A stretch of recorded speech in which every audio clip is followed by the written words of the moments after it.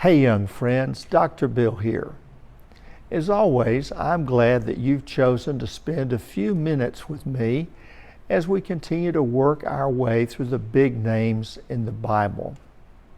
Today we're going to take a look at Nahum. He's a prophet, and the book he wrote bears his name. It's a very short book, and the truth is we don't know a whole lot about Nahum the person. The only thing we know is that he is from a village called Elkosh, and then his name means compassion or care. And some have interpreted his name to mean God is full of care and compassion. God is concerned.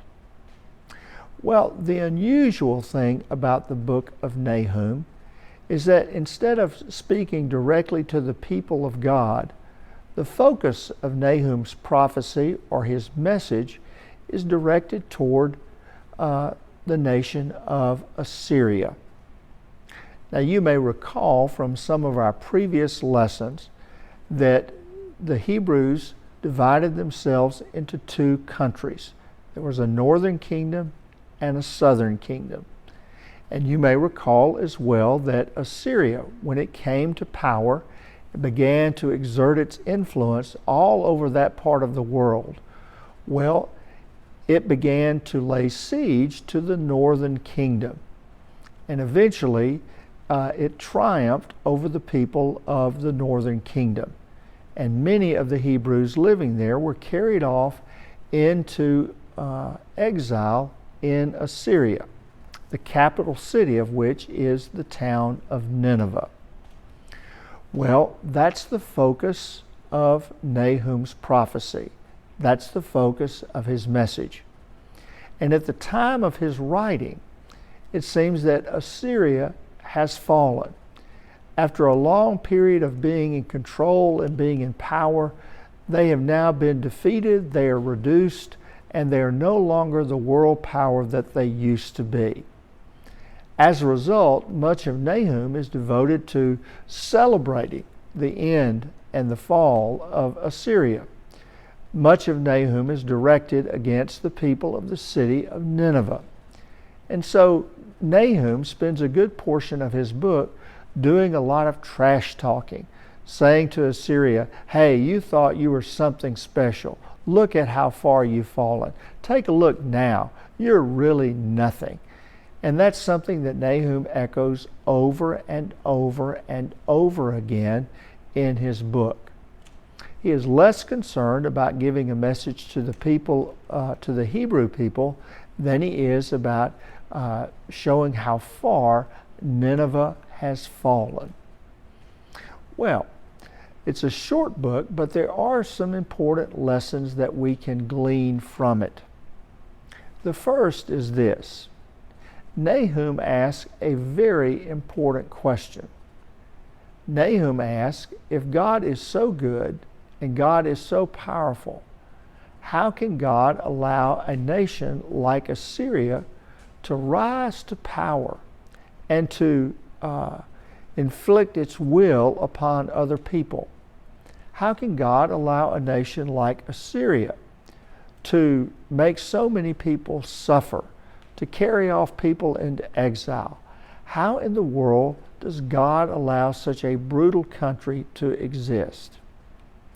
That's an important question. We might phrase that question today in our own terms. We may say, if God is loving and good, how can God allow bad things to happen to people? How can there be so much suffering in the world? How can God allow people to endure so much heartache? Well, Nahum doesn't answer the question, and neither can you or I. That's a question that's really beyond us. We just don't have an adequate answer. But if Nahum teaches us anything, it's all right to ask the question. It's all right to ask why. It's all right to say to God, I don't understand how you work and what you're up to. And because Nahum asked the question, we can ask the question as well. The other thing that Nahum insists upon is that God works in history. God works in human events.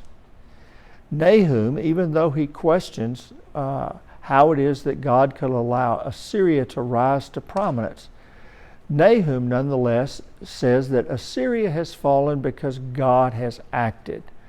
God has worked, and as a result, the rug has been pulled out from under Assyria, and she is now much, much less than she was. Nahum says, in essence, God is at work in human events.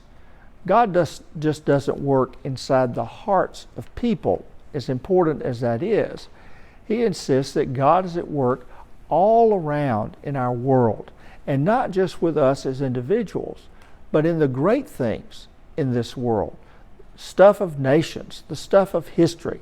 He says if you want to find out what God is up to, just take a look at the broad sweep of human history. And so Nahum insists that Assyria fell because God acted. And that's an important lesson for us to learn. We recognize that God is at work in human life. And then the third lesson is this. By stressing that God works in human history, Nahum, in his own way, is saying there's no power greater than God. Sure, we don't understand why God does what God does.